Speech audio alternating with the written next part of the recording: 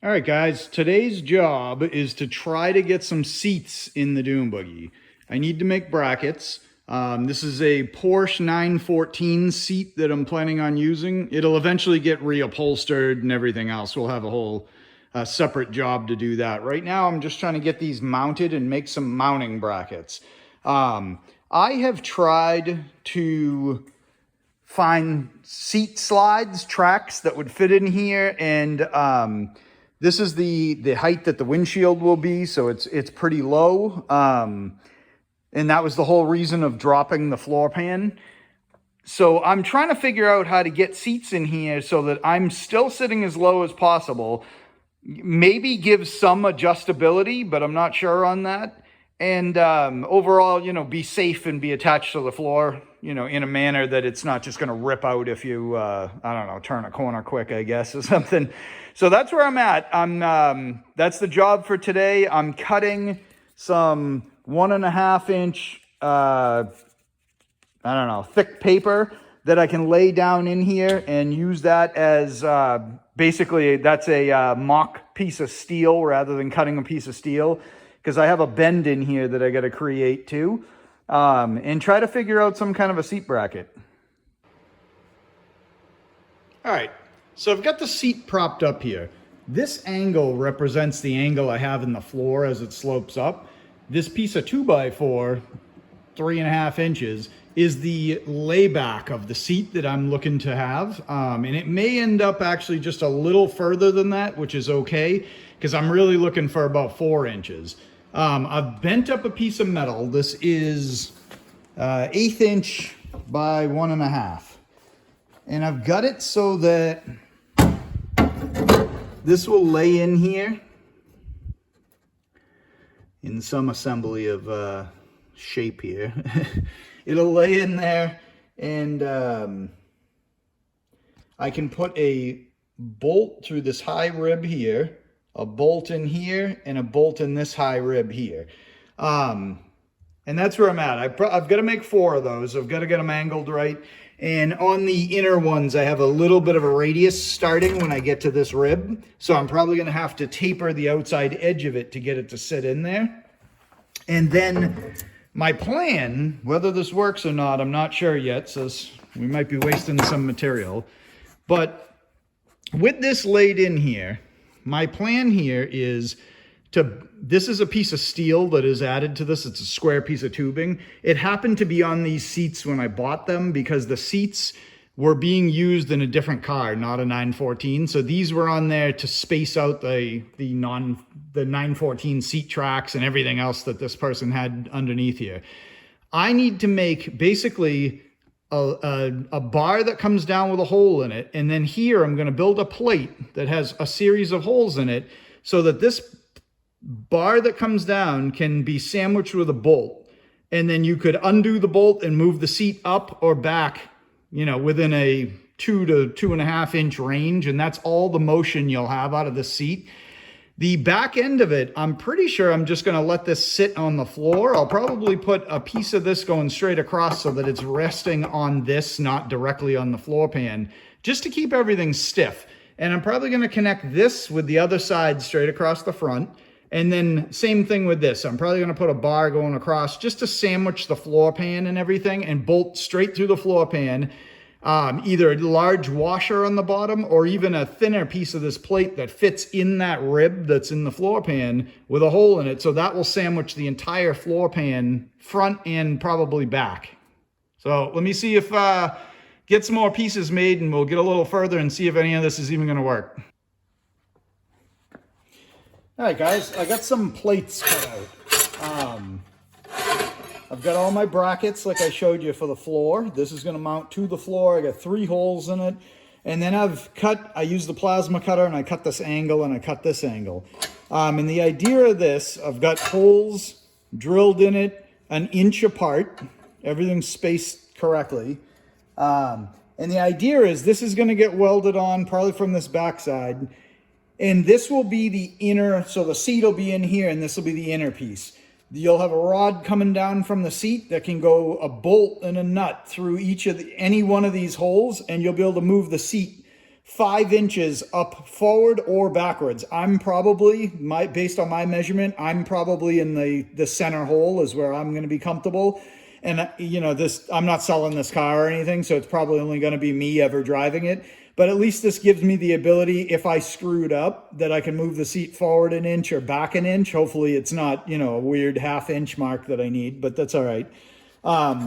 But if you look at this, I've got that so that it lines up pretty good. You got to put a little pressure on this bend to flatten that out. And once that's on there, my plan, I'm going to tack this on. And then once it's on, I'm going to put a gusset in here, just a triangle basically to fill this end hole. And that should make this really rigid. You'll have a hole through the floor there, a hole through the floor there. This will really hold that in good. And then way back here, there'll be another hole just to kind of support it. And then my plan is, and I'm not positive whether I need to or not until this is put together, but I may cross brace this to make this bottom plate a solid unit that can just drop in, bolt in, and maybe I'll only put one in the middle or one just in the back or wherever I feel it's necessary, but I won't know that until I get this tacked up and start getting things lined up. And then I got to make a bracket for the seat itself, the drop down portion of it that's going to go through these holes. When this seat is done, my plan right now is to have it pivot on this front hole, and the seat would be able to be flipped forward to get access behind it. I don't have any plans for any kind of a latch for the back. It sits so low down in the body, and it's at such a rake backwards that I don't see it ever coming up. I got this idea, I'm basically copying an idea from buddy Bob, that has a deserter also. And this past weekend, I went over and I sat in it and, you know, kind of got an idea of how he mounted his seat. He has 914 seats as well. So that's all. I just, you know, I'm kind of copying what he did, but with some slight adjustability here. But otherwise, I mean, it seems like a great idea. It seems like it's going to work well.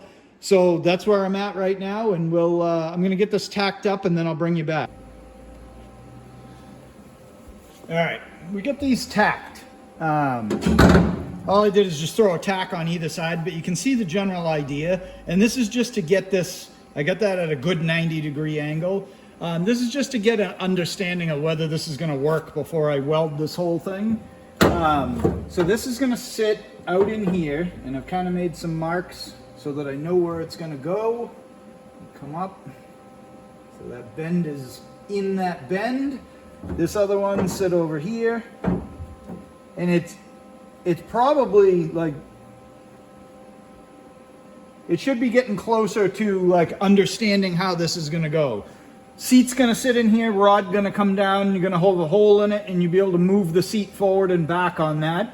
If I get it back to this hole, this is all, I probably could have put one more hole. Any beyond that, and the seat actually starts hitting the pan and won't actually fit. Going forward, you could go quite a bit forward, but I mean, at this hole, you'd have to be pretty short at that point. I think maybe one more hole would be like perfect for anybody would be able to fit in it.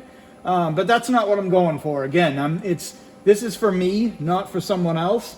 And this mark here is where I wanted the seat to sit, and that's where the hole is. So that's my plan there, and the seat will actually be up here, but I came back a little bit for the drop. But that's the idea of it. Those seem to work pretty good. I'm going to get them finish welded. I'm going to cap off this with a triangle just so that makes this end really rigid, and there's no possibility of it rolling over at all. And that should be good for these, and then I'll move on to the next part of it. All right, guys, I got these welded up. I ended up doing some grinding on the edges of them just to make sure it doesn't sit, you know, so that it'll sit flat on the floor and so that nothing can kind of get hooked on it. But that's the basic idea of it. And that's going to sit in this direction. Like I said, seat mounts on the inside. So on to the next part is the bottom of the seat itself. All right, here's the bottom of a Porsche 914 seat. What's mounted on here is just a piece of square tubing. I think it's 3/4 inch square tubing. And like I said, the owner of the seats, the guy I bought them from, he had this in a Mini Cooper. And he had added these in to mount it a different way into a different car. They actually worked out really well in my case for what I'm doing, so I'm reusing them. I had to shorten them because he had them kind of different lengths. He only had one hole on each corner, and I added the second because 914s actually use 2 bolts on each corner to hold the seat track down, the original style seat track. So I've got those all mounted in. I've got everything kind of figured out the way I want it. I know they look like they're doing this. I measured everything and they're perfectly straight on the seat. The seat must just taper in towards the back. So my next part is, with these mounted, I want to get some cross bracing in here. So I've got a piece of 1/8 inch, 3/4, and I'm going to lay that in the front here. I'm going to put one in the front right there, and then I'm going to go up here, get this out of the way. I'm going to come up here and I'm going to go across the middle right here. And my thought on that is, because my hinge point is going to be out here, this should keep this a little bit more rigid, hold this from spreading at all, or at least that's my hope. So that's kind of where I'm at with it. I'm going to attempt to weld this or tack it in place without lighting the seat on fire. So let me see if I can do that real quick, and we'll kind of go from there. I don't know how well it'll work, but there's upholstery and all kinds of stuff here that, again, I'm not keeping. I'm not going to reuse it, but I also don't want to destroy it until I'm ready to destroy it, you know.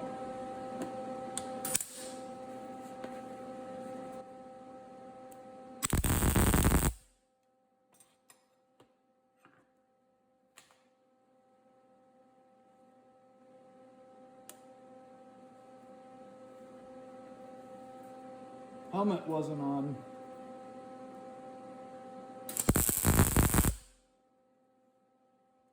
Okay, that's tacked on there. And my next piece is going to go up here. I'm going to try to center this in this rib that's in the bottom here, just in case for some reason this seat needs to move, slide forward or back on this frame. I'd rather it have a little bit of wiggle room. So somewhere about right there. Let's see if we can get a tack on here without losing everything.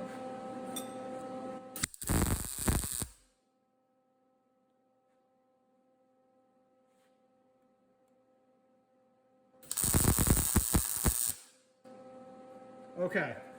All right, that's tacked on good.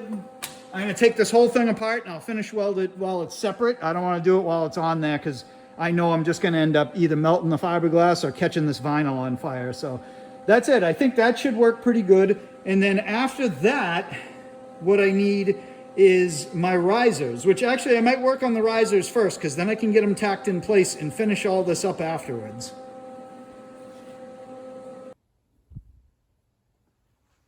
All right, guys, I've made up 4 of these plates. The idea is this is going to weld into here on each side. And then there's our tab to attach to the seat rail. So I'm going to get these tacked in. Then I'm going to put the rails on top of that and make sure everything lines up and go from there before I finish weld all of this and build the other side.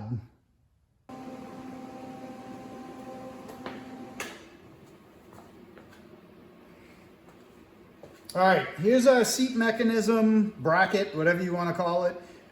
Pretty much all done. I've just got to finish weld this and get it off. This is the part that's going to mount to the floor. And I just put this cross brace in to hold these 2 tail ends so that there's no way they can flex around. And if you look at it, we've got the pins, we've got the multiple holes, so we can change the how far back the seat is. When we put this in the floor, it's going to work like this.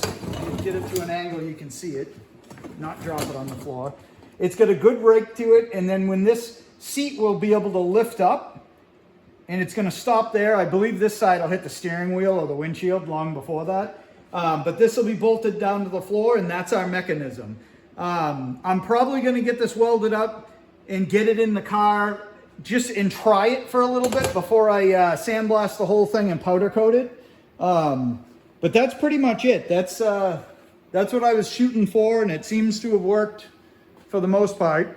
And like I said, you've got 2 inches forward, 2 inches back that the seat can move. Obviously not an easy thing to change. It's not a change on the fly situation, but it gives the option that if someday there is a different driver for this vehicle, I don't know that I will be around at that point, but it'll give somebody the option to go forward 2 inches, back 2 inches. So pretty good. All right, guys, we got our seat bracket all set now. Like I said, I'm not doing anything with a coating on this because I want to drive it a little bit to make sure I don't have to make changes, and then I'll powder coat it. I've welded nuts on this side. I've drilled holes in the floor where this needs to line up. So at this point, I can just pull this all apart.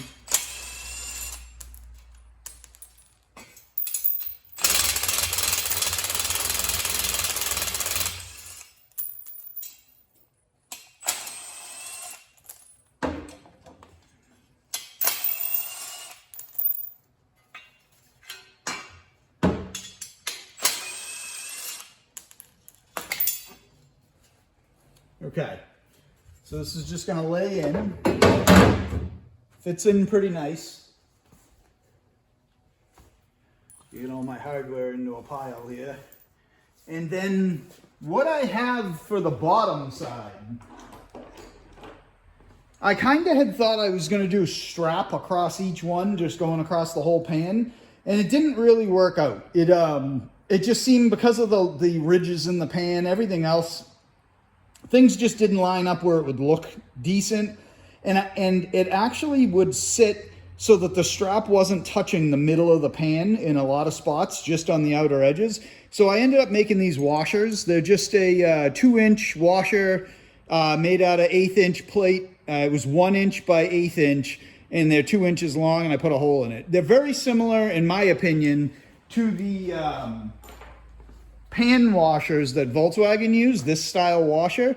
I almost was going to use these, and I just didn't like, because they're actually at a funny angle, and when you put them up under the car, they kind of hung down funny, and they just didn't look right. So I did some flat ones.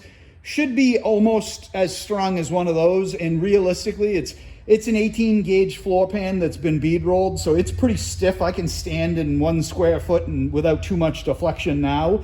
So this is just going to spread that load so that it's not able to rip the bolt through the floor. So I'm going to get underneath and start getting these things in. It should go, I already did the other side, it should go fairly easy.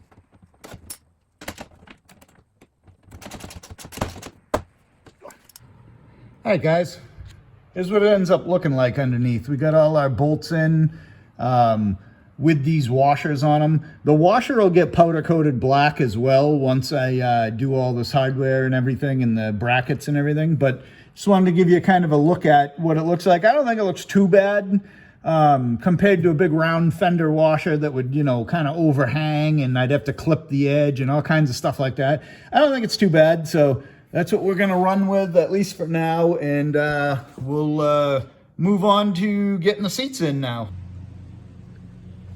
All right, guys, seats are in place. I have them in that middle notch, so I can go 2 inches forward, 2 inches back. It's not the easiest thing in the world. They lift up. That's as far as they go, and you'd probably have to hold it, but it would give you access to what's behind the back seat if you want to stuff a jacket down there, a blanket or something. So my buddy Bob that gave me the idea for how to mount these seats, he has this whole thing covered over. He has basically a trunk built back here. So when the seat is up, you can't see back down in there, and you can lift it up and you can get access to the battery, access to the other side.